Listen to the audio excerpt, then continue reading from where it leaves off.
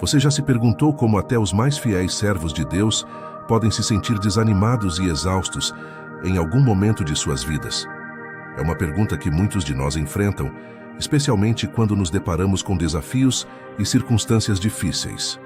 Hoje, mergulharemos em uma história inspiradora da Bíblia que nos mostrará como Elias, um dos profetas mais notáveis do reino do norte de Israel, enfrentou seus próprios momentos de desânimo, apesar de ter testemunhado e realizado alguns dos milagres mais incríveis já registrados. Esta história nos ensina lições profundas sobre fé, confiança e superação que podem iluminar nossos próprios caminhos. Junte-se a nós enquanto exploramos a jornada de Elias e descobrimos como ele recuperou sua confiança diária em Deus. No entanto, não demorou muito para que ele sucumbisse à depressão e ao terror. Em resposta à rebeldia malévola do rei Acabe, Deus ordenou que Elias declarasse uma seca sobre a terra. Durante esse período, Deus repetidamente demonstrou sua provisão e cuidado por Elias, permitindo que ele bebesse água de um riacho, que deveria estar seco, e enviando corvos para lhe trazer pão e carne para comer. 1 Reis 7:7. Elias o Tisbita, dos moradores de Gileade, disse a Acabe: Tão certo como vive o Senhor, o Deus de Israel, a quem sirvo, não haverá orvalho nem chuva nos anos seguintes, exceto mediante a minha palavra. Então a palavra do Senhor veio a Elias: Vá daqui, vire-se para o leste e esconda-se junto ao riacho de Querite, a leste do Jordão. Você beberá do riacho, e dei ordens aos corvos para que o alimentem lá. Elias obedeceu e fez conforme a palavra do Senhor. Ele foi morar junto ao riacho de Querite, a leste do Jordão. Os corvos lhe traziam pão e carne de manhã e de tarde, e ele bebia a água do riacho. Mas depois de um tempo, o riacho secou porque não choveu na terra. Então o Senhor o direcionou para a casa de uma viúva que estava sofrendo com a seca. Ela tinha apenas um punhado de farinha e um pouco de azeite. Mas Deus deu a Elias a autoridade para assegurar a ela que sua farinha e azeite seriam milagrosamente reabastecidos dia após dia. E assim aconteceu. Quando o filho da viúva morreu, Elias orou a Deus para que o ressuscitasse, e Deus o fez. Então a palavra do Senhor veio a ele dizendo: Levante-se e vá para Sarepta, que pertence a Sidom, e fique lá. Ordenei que uma mulher ali, que é viúva, o sustente. Então Elias se levantou e foi para Sarepta. Quando chegou à porta da cidade, viu uma mulher apanhando lenha. Ele a chamou e disse: Por favor, traga-me um pouco de água em um jarro para que eu possa beber. Enquanto ela estava indo buscar, ele a chamou novamente: Por favor, traga-me também um pedaço de pão na mão. Mas ela respondeu: Juro pelo Senhor, o seu Deus, que não tenho nenhum pedaço de pão. Só tenho um punhado de farinha num jarro e um pouco de azeite numa botija. Estou colhendo alguns gravetos para levar para casa e fazer uma refeição para mim e para o meu filho, para que possamos comê-la e depois morrer. Elias disse a ela: Não tenha medo, vá para casa e faça o que disse, mas primeiro faça um pequeno pão para mim e traga-o para fora, e depois faça algo para você e para o seu filho. Pois assim diz o Senhor, o Deus de Israel: A farinha no jarro não se acabará, e o azeite na botija não se esgotará até o dia em que o Senhor fizer chover sobre a terra. Ela fez o que Elias lhe disse, e eles comeram durante muitos dias. O jarro de farinha não se esgotou, e a botija de azeite não se esvaziou, conforme a palavra do Senhor transmitida por Elias. Depois disso, o filho da mulher, que era a dona da casa, ficou doente. A doença dele foi piorando, até que parou de respirar. Então a mulher disse a Elias: O que você tem contra mim, homem de Deus? Veio até aqui para lembrar os meus pecados e matar o meu filho. Ele lhe respondeu: Dê-me o seu filho. Elias o pegou dos braços dela, levou-o para o quarto de cima, onde ele estava hospedado, e o deitou na própria cama. Depois clamou ao Senhor: Ó Senhor meu Deus, trouxeste desgraça até esta viúva que me hospeda, matando-lhe o filho. Então ele se esticou sobre o menino 3 vezes e clamou ao Senhor: Ó Senhor, meu Deus, eu te imploro, deixa que a vida deste menino retorne a ele. E então o milagre aconteceu. O Senhor ouviu a voz de Elias e a vida da criança voltou a ele, tornando-o forte novamente. Elias pegou a criança e a trouxe do segundo andar para dentro da casa, entregando-a à sua mãe. Ela exclamou: "Agora sei que você é um homem de Deus. Agora sei que a palavra do Senhor em sua boca é verdadeira." 1 Reis 17, 8, 24. Mas a jornada de Elias estava longe de terminar. Deus o chamou para um desafio épico contra os profetas pagãos em uma montanha com vista para o mar. Quando a competição começou, os deuses dos profetas pagãos não apareceram para aceitar seus sacrifícios, apesar de todos os esforços demonstrativos para chamá-los. Quando chegou a vez de Elias, ele orou, e o Deus vivo consumiu o sacrifício do profeta com fogo do céu, mesmo que Elias tivesse encharcado o altar com água. Ele então convocou todo Israel para se reunir no Monte Carmelo e reuniu 450 homens que falavam em nome de Baal e 400 homens que falavam em nome da falsa deusa Azera, que se alimentavam à mesa de Jezabel. Elias, corajoso como sempre, enfrentou o povo e disse: "Até quando vocês vão vacilar entre duas opiniões? Se o Senhor é Deus, sigam-no, mas se Baal é Deus, sigam-no." No entanto, o povo permaneceu em silêncio, sem dar resposta. Elias então propôs um desafio audacioso. "Tragam 2 novilhos, que eles escolham um para si e o cortem em pedaços, mas não acendam fogo sob ele.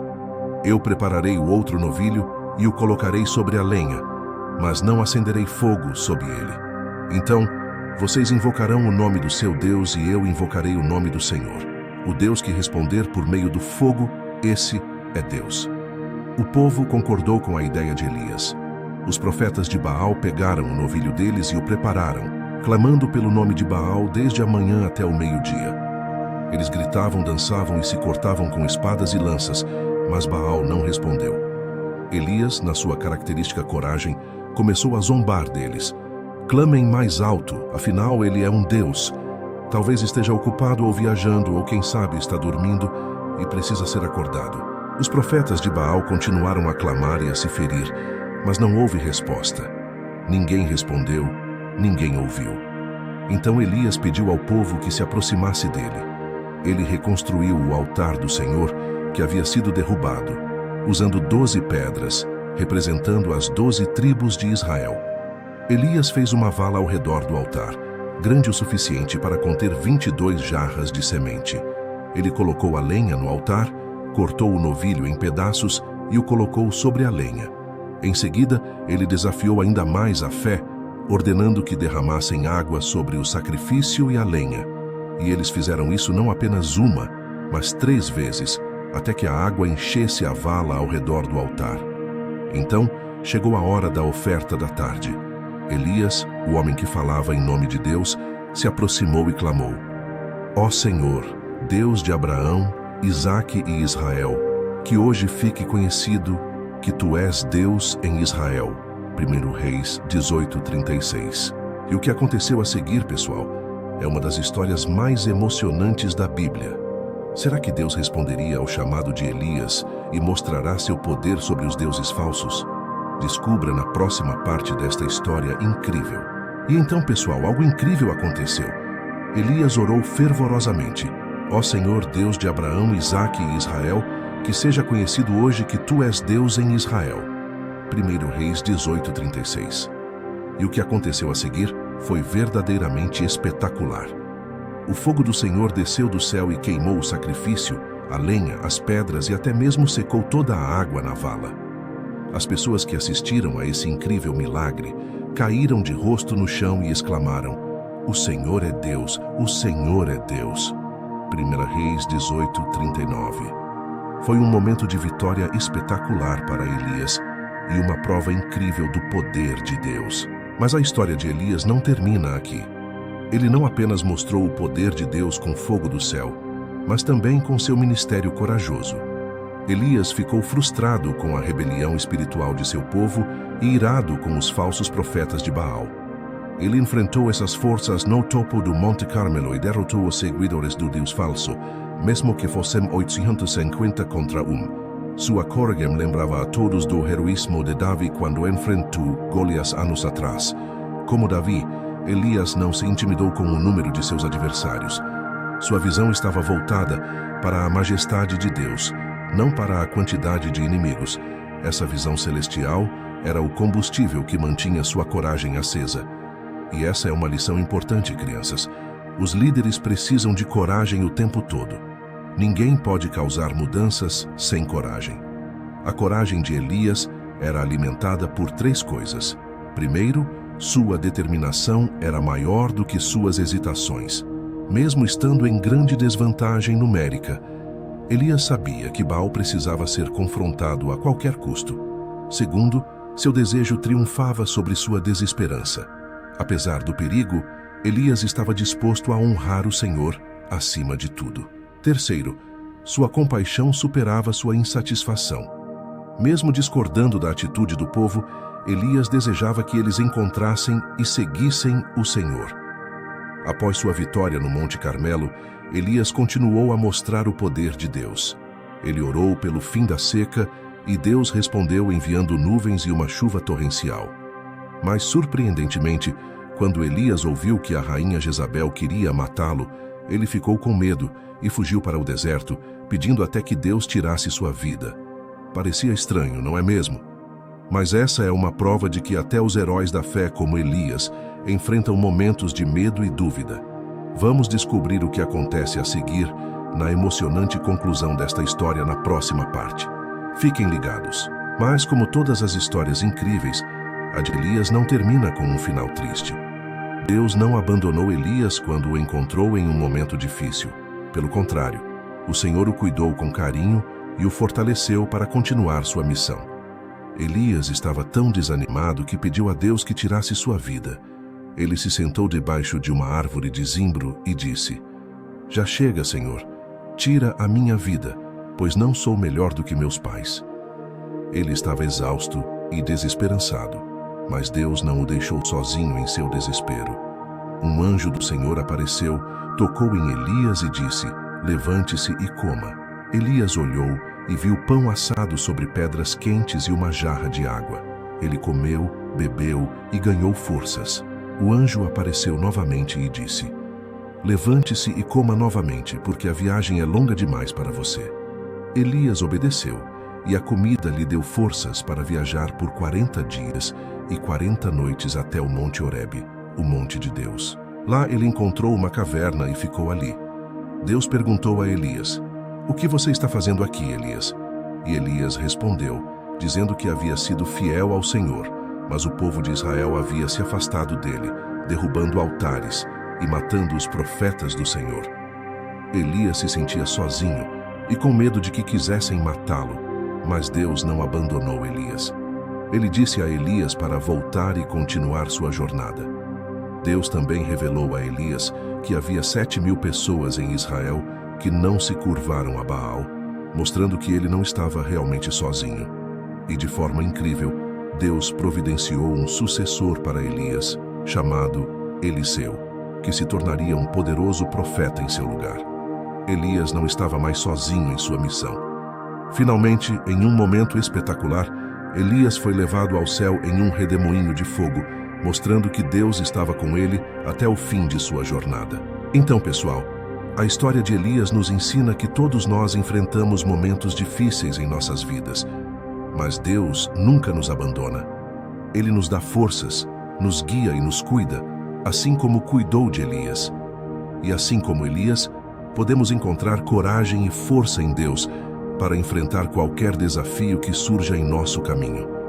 E lembrem-se sempre, mesmo quando se sentirem sozinhos, Deus está ao nosso lado, pronto para nos ajudar.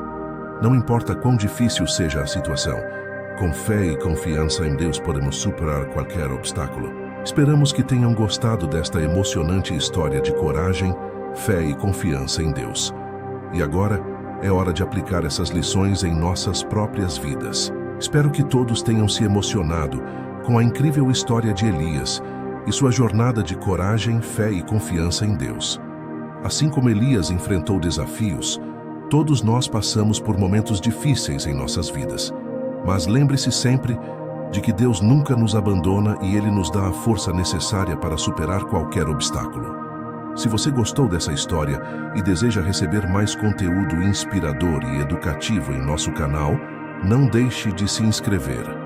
Clique no botão de inscrição abaixo e ative o sininho para receber notificações sempre que postarmos um novo vídeo. Nossos vídeos são repletos de histórias emocionantes, lições de vida e mensagens de esperança que podem enriquecer sua vida espiritual e pessoal. Junte-se a nós e faça parte desta comunidade que busca crescer na fé e no conhecimento. Inscreva-se agora e compartilhe essa mensagem com seus amigos e familiares. Juntos, podemos fortalecer nossa fé e enfrentar qualquer desafio com a confiança em Deus. Obrigado por assistir e até o próximo vídeo.